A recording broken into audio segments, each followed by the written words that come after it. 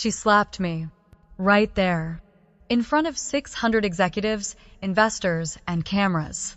For sitting in the wrong chair. I wasn't prepared for the sting across my face or the gasp that swept through the ballroom like a tidal wave. I wasn't prepared for the look of cold triumph in her eyes. Or the silence that followed, louder than any scream. All I had done was sit down at my assigned seat-tone I'd been personally given by the event coordinator. But apparently, Savannah Langford, the wife of our company's chairman, had decided that chair belonged to her. And the moment she saw me in it, she snapped. No warning. No words. Just one sharp slap, perfectly timed to humiliate. I stood there frozen, half in shock, half in disbelief. No one moved to stop her. No one stood up for me.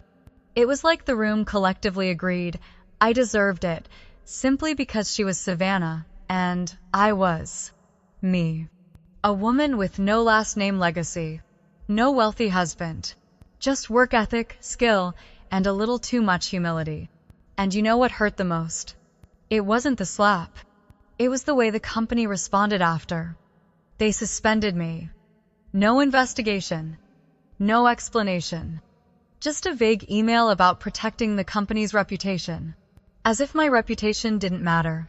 As if my career wasn't built on 3 years of flawless performance, late nights, and multi-million-dollar deals. But here's what Savannah didn't know. She thought I was just another nobody. A disposable employee. What she didn't realize was I wasn't just a department head. For the past 6 months, I had been living a double life. And she?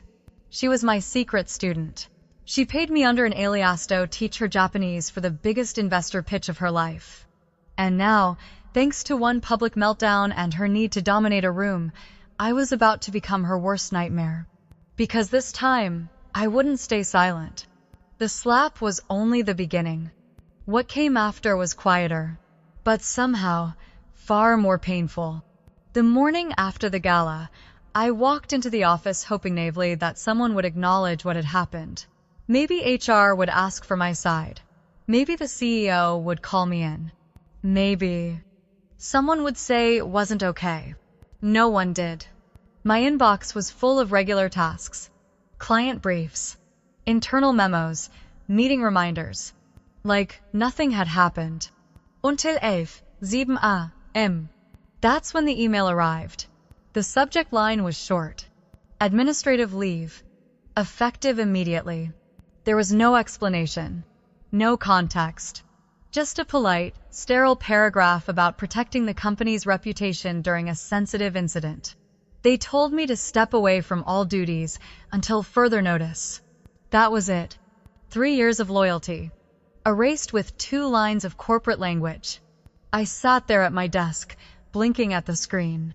The office around me buzzed as usual, keyboards tapping, phones ringing, voices humming with fake enthusiasm. I felt like I was underwater, watching the world continue while I silently drowned. No one looked at me. No one said a word. Even James, our CEO, the man I had once considered a mentor, avoided eye contact when he passed by my door. His face was tight, jaw clenched, eyes fixed ahead like I didn't exist. I wanted to scream. Instead, I just logged out, picked up my bag, and walked out the building like a ghost. I didn't even cry. Not yet. It wasn't until I got home after I'd changed into sweatpants, curled up on my couch, and reread the email 4 times that the tears finally came. Not loud sobs. Just quiet, involuntary shaking. The kind that happens when everything inside you just breaks. How did it come to this? I had done everything right. I was the one who worked late when no one else did. The one who held client relationships together. The one who stayed calm under pressure, who never asked for credit, who just delivered. And now I was the one erased. Because Savannah Langford, with her designer anger and perfect hair, didn't like where I sat. I kept replaying the moment in my head. The way her hand moved. The way the room froze. The way no one came to my defense. Not even James. Especially not James. It used to mean something, being valued. Or so I thought. I used to believe that if you worked hard, stayed honest, and didn't make waves, you'd be protected. Turns out, all it takes is one rich woman's tantrum to undo everything you built. But somewhere between the anger and the grief, something else began to stir. It was subtle at first, a quiet flicker in my chest. Not revenge. Not yet. Just a need to reclaim myself. Because if they were going to treat me like I was invisible, then maybe it was time to remind them who I really was. And I wouldn't have to say a single word to do it. It started out simple. 6 months ago, I was looking for a side hustle. Something discreet, flexible enough to help chip away at my student loans. My salary as associate director barely kept up with rent, groceries, and the 1,000 little obligations of living alone in a city that never stopped charging you. So I went back to something I hadn't used in years, my Japanese degree. I was fluent, had studied abroad in Kyoto, negotiated contracts for our Asia-Pacific division. But outside of work, that skill mostly collected dust. Until one night, while scrolling through a private tutoring app, I saw a listing that caught my eye. No name, just an address in Riverstone Heights, a zip code that only existed for people who didn't know what a price tag looked like. The client needed intensive Japanese language training for executive-level presentations, twice a week, in person, strict confidentiality required. The rate? $400 per session. I applied the next morning using my middle name Kate Emerson and left off my corporate affiliations. Something about the tone of the listing told me this client didn't want a professional with a resume. They wanted someone quiet, competent, and invisible. 2 days later, I walked into a penthouse that looked like it belonged in a movie. Marble floors, glass walls, and a view of the city so wide it felt like standing on the edge of a kingdom. That's where I met her. She introduced herself as Vanessa. No last name, no handshake, just a nod toward the study and a brisk, "We'll be using the Yamamoto case files to practice. Do you have the vocabulary list I sent?" I did. Of course I did. But I also noticed something else. She was nervous. Not outwardly, but in the way her voice tightened when she mispronounced words. The way she gripped her pen when I corrected her intonation. The way she snapped. I already know this, even when she clearly didn't. Still, I didn't judge her. I'd worked with executives before many of them had egos bigger than their talent. What mattered was consistency, and Vanessa was relentless. She scheduled extra sessions, asked for scripts she could memorize, and demanded complete discretion. I didn't ask questions. She paid in cash. Never mentioned her job title. Never invited small talk. She wasn't warm, but she wasn't cruel either, just focused. Obsessed with mastering something she didn't seem to actually understand.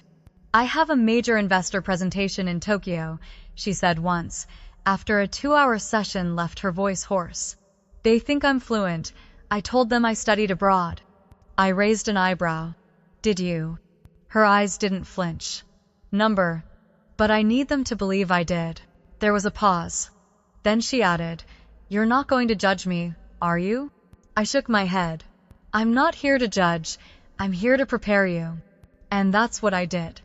Week after week, we rehearsed every phrase, every slide, every cultural cue. I created pronunciation guides, wrote entire answers phonetically, and even filmed mock interviews for her to review. She never thanked me, but she always paid on time. And for 6 months, I kept that job separate from everything else. My real name, my real career, my real world. 2 lives, completely divided. Until the night she slapped me in front of the entire city. Because Vanessa wasn't just some rich client trying to fake fluency. She was Savannah Langford. And she had no idea she'd just declared war on her own secret tutor. Once I knew who she really was, everything clicked into place. The tone, the demands, the refusal to admit weakness, even when she was clearly drowning. It had always felt performative, but now I realized it wasn't just ego. It was survival. Savannah Langford wasn't just trying to learn Japanese. She was trying to become someone else entirely. Someone smarter, more worldly, more respected. And she thought the language would do that for her if she could just fake it well enough. After that first revelation, I started replaying every session we'd had. And suddenly, things I had brushed off before, her odd requests, her clipped tone, her moments of uncharacteristic panic, they took on a new shape. Like the time she snapped at me for correcting her polite form of a sentence. "I'm not an amateur," she hissed. "You don't need to treat me like a beginner. You used the wrong particle," I said calmly.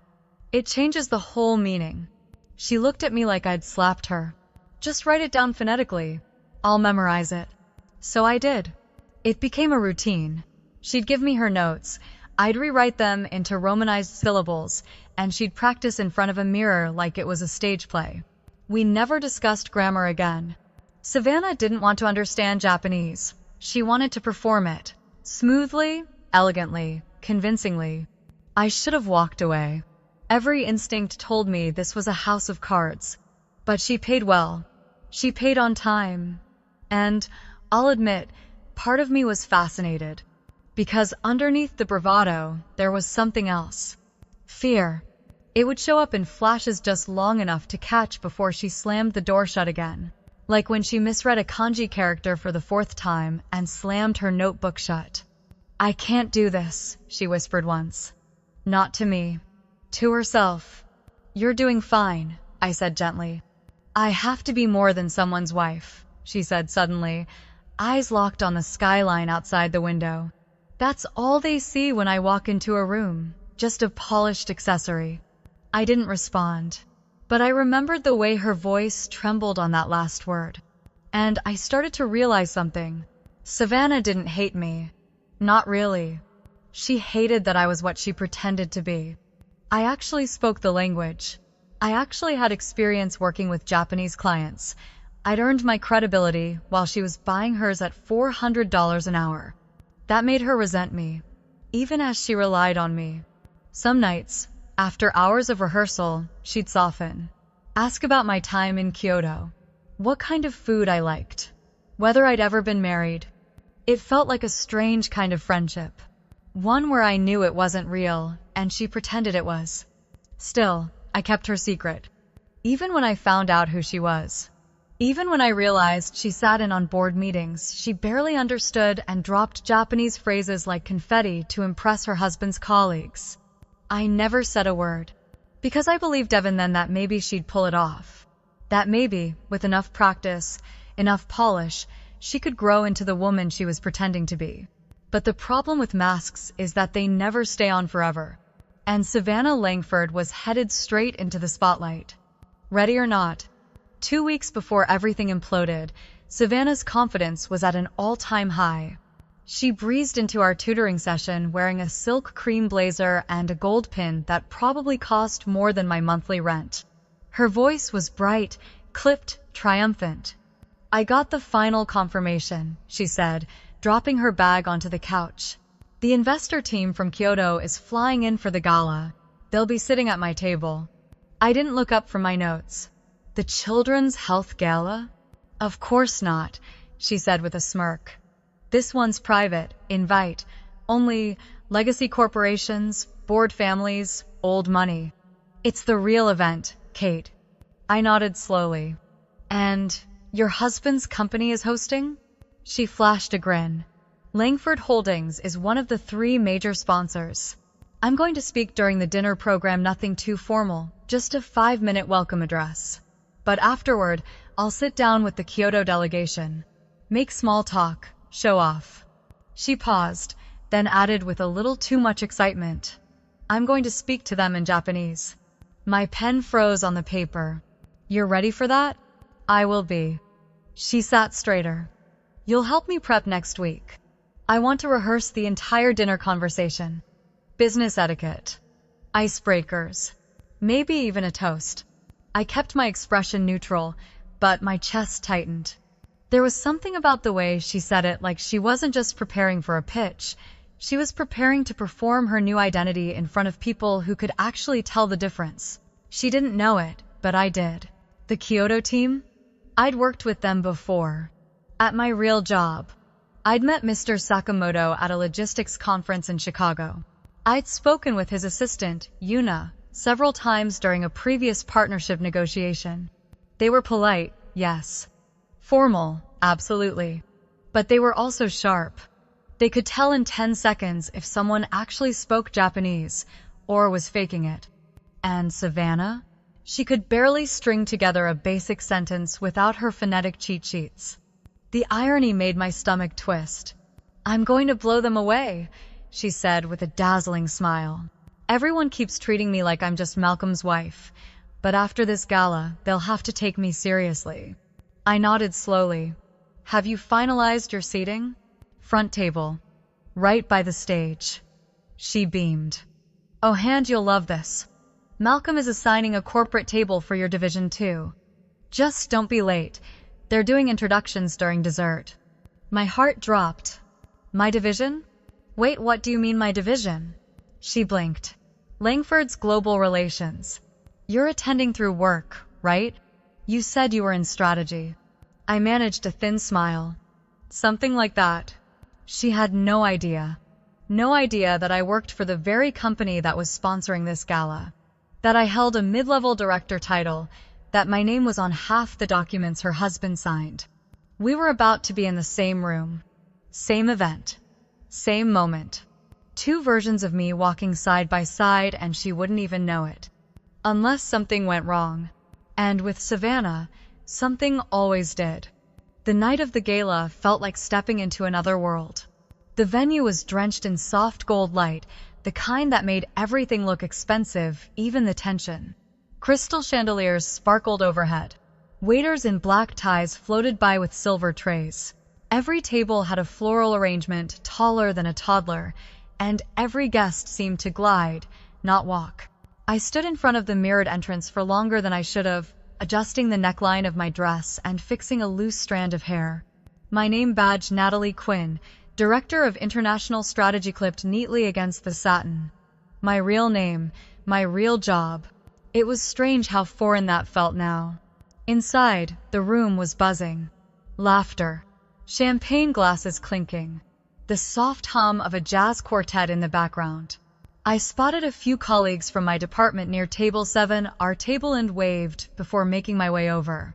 I hadn't seen Savannah yet, but I knew she was here.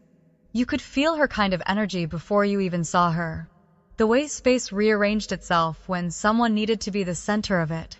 Sure enough, midway through the second course, I heard her laugh, high, polished, rehearsed. I glanced across the ballroom. There she was.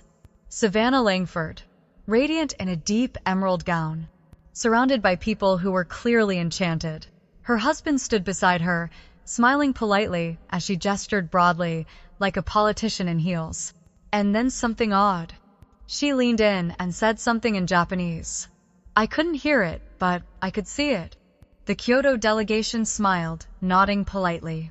I could also see Yuna Sakamoto's expression falter for a second before she recovered. Not a wince, exactly, but something close. I turned away. There was nothing I could do. Not yet. Not without blowing everything up. I just needed to stay calm, stay quiet, and get through the evening like a professional. But fate had other plans. After dessert, guests began standing to mingle. I stepped away from the table to take a call from a client, just a quick update on a pending contract, and was returning with my phone still in hand when I saw her coming. Savannah, walking straight toward me. She wasn't looking at me, not yet. She was focused on greeting a couple from the Wexford group. But her path and mine were about to cross within seconds. I panicked. There was no time to escape without making a scene. No time to duck behind another table or slip away unnoticed. So I did the only thing I could. I sat. I dropped quietly into the nearest empty chair at my assigned table, picked up my glass of water, and tried to look busy. Normal, invisible. It almost worked. But then someone called my name. Natalie? I looked up, just reflex. And in that moment, our eyes met. 2 seconds. That's all it was. Her step faltered. Her smile twitched. Her brow furrowed, not in anger, but in confusion. Recognition danced at the edge of her expression. She knew me. She almost knew me. But before anything could click, someone touched her elbow.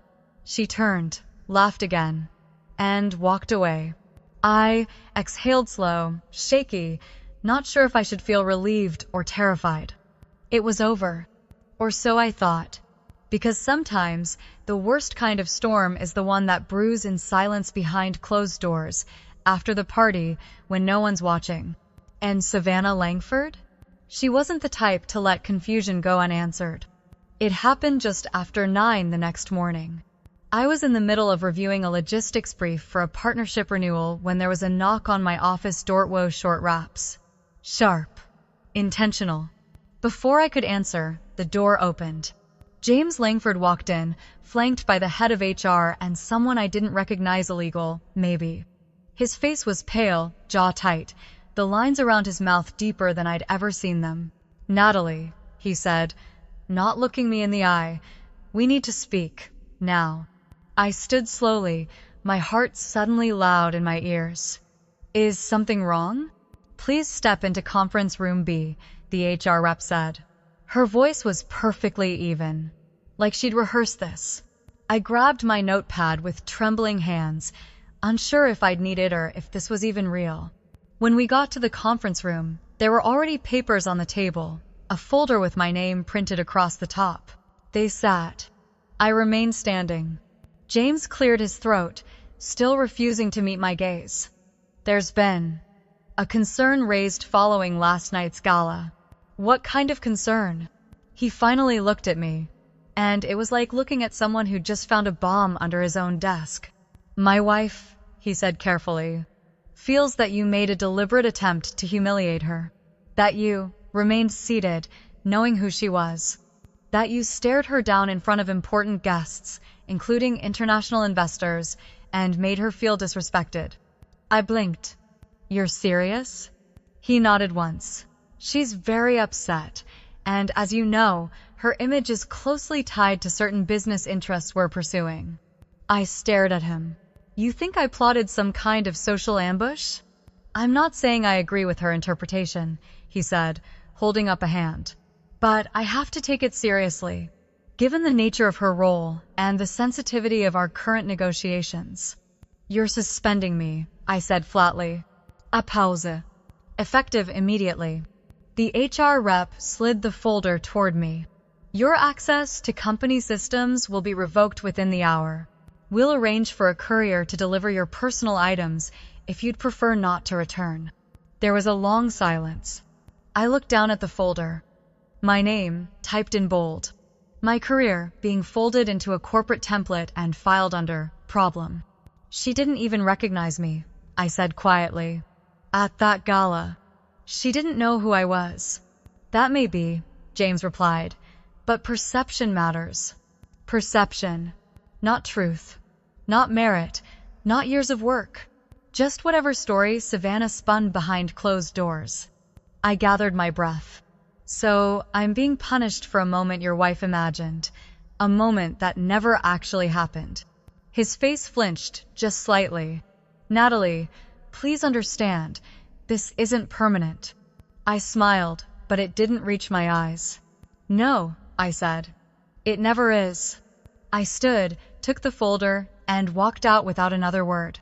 The hallway felt a mile long. No one made eye contact. No one asked questions. By the time I reached the elevator, I was numb. Not shocked. Not even angry. Just hollow. 3 years of building that international division. Late nights. Strategic wins. Quiet fixes no one noticed until they failed. And now it was gone because Savannah Langford felt offended. But somewhere beneath the numbness, something else stirred. Not rage. Something colder. Quieter. Resolve. Because if she wanted to play games behind closed doors, she'd forgotten who taught her how to speak behind a mask. I didn't cry when I got home. Not this time. Instead, I sat at my kitchen table in complete silence, staring at the folder they'd handed me. The words "administrative leave pending investigation" printed like a cold echo of everything I'd just lost. 3 years reduced to a paragraph. But I wasn't grieving anymore. I was processing, turning things over in my mind. I kept thinking about Savannah's eyes, that flicker of almost recognition at the gala. How she couldn't place me. How she wanted to believe I'd disrespected her, because the alternative, that she'd humiliated someone she depended on, was far more dangerous. And suddenly, I understood. She wasn't just trying to punish me. She was trying to erase me. Because if I didn't exist, if I was just that woman from the table, then her perfect, polished lie could stay intact. Her Japanese investor fantasy, her elegant, multilingual facade, her illusion of competence. But here's the thing about trying to erase people. Sometimes they remember everything. And I did. Every lesson, every session, every phrase she butchered and begged me to rewrite phonetically. I had notes, timestamps, backup files, recordings, yes, recordings. Not for revenge, just for review. I always recorded lessons for my clients to study later. Savannah had agreed to it on day one, in writing. I opened my laptop, clicked into the encrypted drive I hadn't touched in weeks, and there she was. Savannah Blake Langford, in full HD, squinting at a flashcard and mispronouncing sumimasen for the fourth time, her voice sharp with frustration, her pride leaking through every sigh. "I still don't understand this part," she said in one video. "Can you just write it down like it sounds? I'll fake the rest." I paused the clip, rewound, played it again.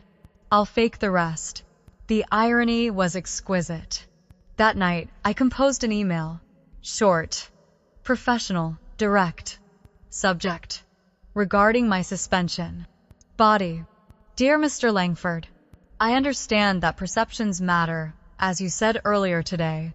With that in mind, I'd like to offer a fuller perception of the situation surrounding your wife. Please see attached. Best regards, Natalie Quinn. I attached 3 files. One was a signed consent form. One was a document listing my tutoring schedule and materials. And the last was a compilation. A video montage, 8 minutes of curated highlights from Savannah's private sessions, stitched together with timestamps and closed captions. No malice. No commentary. Just the truth. Then I hit send and leaned back in my chair. It was the quietest act of retaliation I'd ever committed. No raised voice, no public scene, no social media rants. Just a mirror, held up at the exact right angle. I didn't expect a response that night, and I didn't get one. But at 2:14 a.m., I saw the read receipt. And at 2:17, I heard the first voicemail. Her voice, shrill and breathless. "You had no right, those were private. You signed confidentiality agreements. I will sue you for everything you have."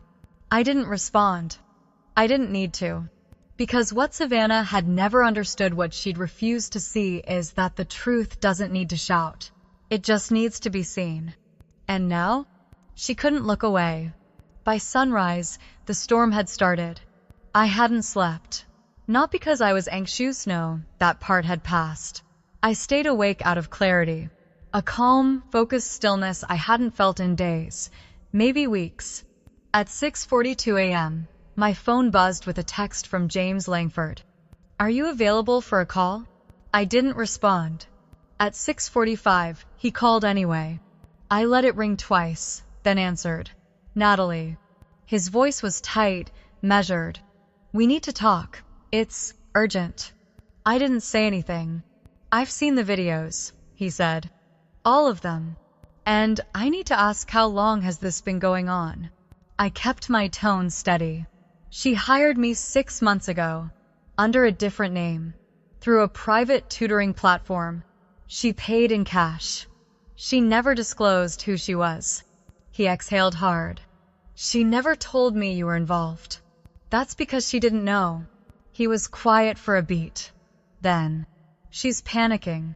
The presentation with the Kyoto investors is scheduled for tomorrow. If this falls apart..." I cut him off. "It already has." I grasped. He paused again. Then, softer, almost pleading, "Will you help us fix it?" Us. I almost laughed. But not yet. I'll think about it, I said. I need some time. I hung up. The next few hours moved fast. Faster than I expected. By noon, I'd received 3 voicemails from Savannah, each more desperate than the last. The first was full of threats. The second was angry, sobbing. The third was quiet. I made a mistake, she said. You were supposed to help me, not ruin everything. I didn't reply. Because the truth was, I hadn't ruined anything. She had. And now the consequences were finally arriving. I later heard from a friend still inside the company that Savannah had tried to call an emergency meeting with the presentation team. That she'd insisted everything was under control. That she'd spent the entire afternoon rehearsing her phonetic script, pacing her living room in stilettos and a silk robe like she could intimidate her way through grammar. But behind the scenes, the Kyoto team had begun to ask questions. They wanted clarifications, cultural notes, confirmation of compliance procedures, and language fluency. Things a real liaison would be ready for. Things Savannah couldn't fake. By 5 p.m., the internal Slack channels at Langford Holdings were buzzing. Did you see the investor prep deck got pulled? Why is legal reviewing Savannah's transcripts? Someone said the head of strategy just disappeared. Anyone know why? The cracks were widening. People were noticing. But the real damage hadn't landed yet. That would come the next morning when the investors arrived early. When they expected polite conversation over lunch in Japanese. When Savannah realized that no matter how carefully she memorized her lines, real people ask real questions. And she wouldn't have the answers. I sat on my balcony that night with a glass of wine, watching the lights of the city blink like slow-moving stars. I knew what was coming. It wasn't vengeance. It was gravity. The slow, inevitable collapse of something never built to last. And the most poetic part? I didn't have to lift another finger. The next morning, the call came at exactly 9:03 a.m. I hadn't planned to answer. I'd already said everything that needed saying. But something curiosity maybe made me swipe the screen and hold the phone to my ear. It was James Langford again. This time, his voice wasn't polished or composed. It was unraveling. Natalie, they're here. The Kyoto delegation. They came early to beat the jet lag. Savannah's locked herself in the bathroom. She says she's not coming out. I said nothing. She's not ready, he continued, voice strained. They're asking her questions during breakfast. Small talk. Phrases she doesn't understand. She panicked. Still, I said nothing. He exhaled into the phone. Please. I know I mishandled things, but if this deal falls apart, we're not just losing money. We're laying off staff, dozens of people. Your division, the people you built this team with. He paused. I'll reinstate your position, full title, back pay. Promotion. Whatever you want, just help us get through this. Silence stretched between us. Then I asked quietly, is she the reason I was suspended? He didn't hesitate. Yes. And is she still involved in today's presentation? Another pause. She's listed as host, but she won't speak if you're here. I closed my eyes. Let the morning sun warm my skin. Then I said, I'll be there in 30 minutes. Tower. When I walked into the building, the energy shifted. Colleagues who hadn't looked me in the eye 2 days ago suddenly stood straighter, smiled nervously, stepped aside as I passed. I headed straight to the 15th floor boardroom. The glass walls glowed with natural light. The table was perfectly set, folders, nameplates, a welcome banner in Japanese script. And Savannah? She was standing near the windows, staring out, pale as paper. When she saw me, her jaw clenched. What is she doing here? I'm here, I said calmly, to help you not embarrass yourself. Or your company. You're welcome. Her husband stepped between us. Savannah, she's here as a consultant, temporary. Savannah's lips parted to protest, but she stopped herself. She knew she had no choice. Fine, she muttered, looking away. But she stays in the background. This is still my presentation. I gave a slight nod. Of course. And then the Kyoto team arrived. The moment they entered the room, everything changed. Their presence carried weight, calm, precision. Mr. Sakamoto offered a respectful bow, which I returned fluently. His assistant, Yuna, smiled when she saw me. Natalie-san, it's good to see you again. Savannah blinked. Her gaze flickered between us. You two know each other? She asked, her voice cracking. I didn't answer, because the answer was already obvious. Savannah tried to hold the room. She delivered her prepared opening in phonetic Japanese, stumbling only slightly, but the investors smiled politely and nodded. Then came the questions. Soft at first, friendly. And Savannah? She froze. The phrases weren't in her script. The questions weren't rehearsed. I don't understand, she finally whispered. She looked at me, pleading. I stepped forward, took the question, answered clearly, fluently, confidently. The investors turned toward me and never looked back. For the next 30 minutes, I led the meeting, clarifying logistics, explaining strategy, translating nuance. I'd never been more prepared. Savannah stood there like a ghost at her own partisan, forgotten, irrelevant. And I was no longer in the background. I was the room. The room emptied slowly, like a theater after a performance that no one quite knew how to talk about. The Kyoto delegation left with polite bows and tight smiles. They said nothing about what had happened, but their eyes spoke volumes. Their final handshake was with me, not Savannah. And Mr. Sakamoto's last words before stepping into the elevator still echo in my mind. If you are the one leading, we will proceed. It wasn't a request. It was a decision. Savannah didn't say a word as she packed her bag. She avoided my eyes. Her hand trembled slightly when she reached for her phone, but she hid it with the same practiced grace she used to fake fluency. As for James, he thanked me quietly, said something about making things right and appreciating my professionalism. But his voice was flat, detached. He wasn't thinking about me. He was thinking about the board. Because news, as it turns out, travels fast, especially when the investors themselves begin making inquiries. By the end of that day, word had spread through the upper floors like wildfire. Not gossip, just awareness. The kind that shifts the air in a company without anyone needing to say it aloud. That the woman they quietly suspended 2 days ago was the one who saved the biggest deal of the year. That the chairman's wife had been exposed not by drama, not by scandal, but by her own incompetence in a room she never should have tried to lead. And for the first time in 3 years, I noticed something strange as I walked down the hall. People looked at me differently. Not with pity, not with politeness, with respect. It was subtle held doorways, quiet nods, questions asked more carefully. I wasn't the assistant or the fixer anymore. I wasn't the behind-the-scenes operator. I was the one who had stepped in when things were crumbling and held the line. And I hadn't done it with threats or power plays or ego. I'd done it with fluency, with calm, with work. And, apparently, people noticed. Even HR called me in the next morning not to interrogate, but to apologize. They used words like unfortunate misunderstanding and lack of due diligence. They offered to reinstate my position, backdate my salary, adjust my benefits.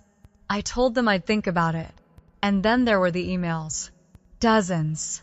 Some from people I barely knew. Junior managers.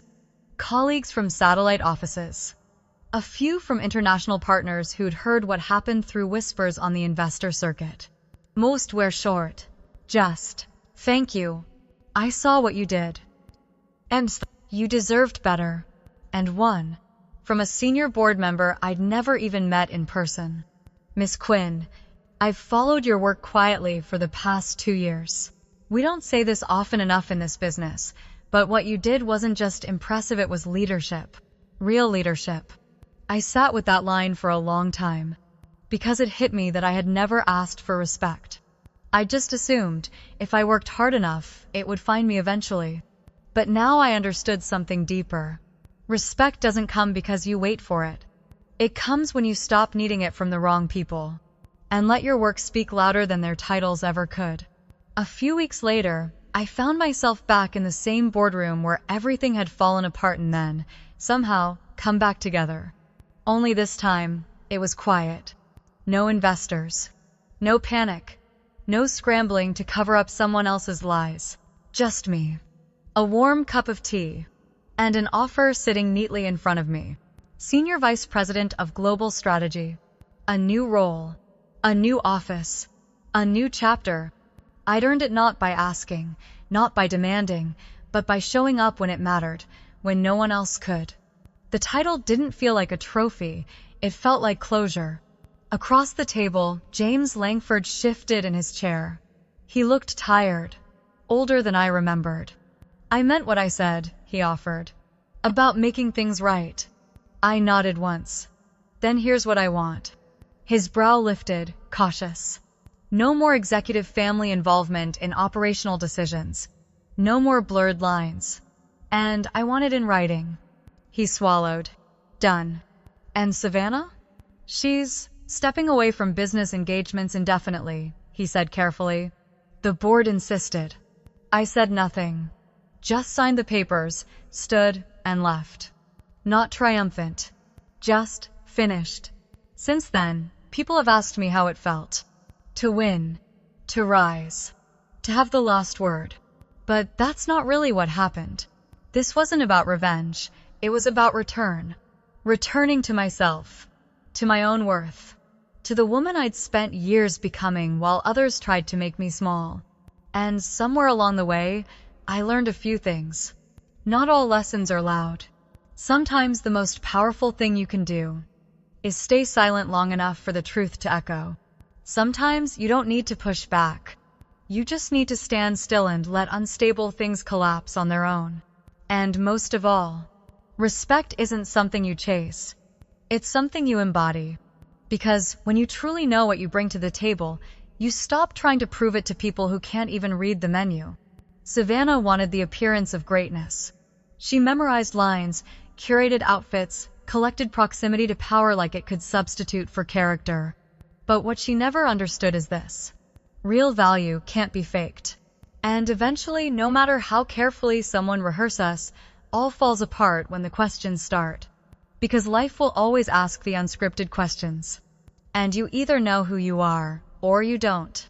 As for me, I'm still the same woman who used to work late, keep quiet, and carry more weight than anyone realized.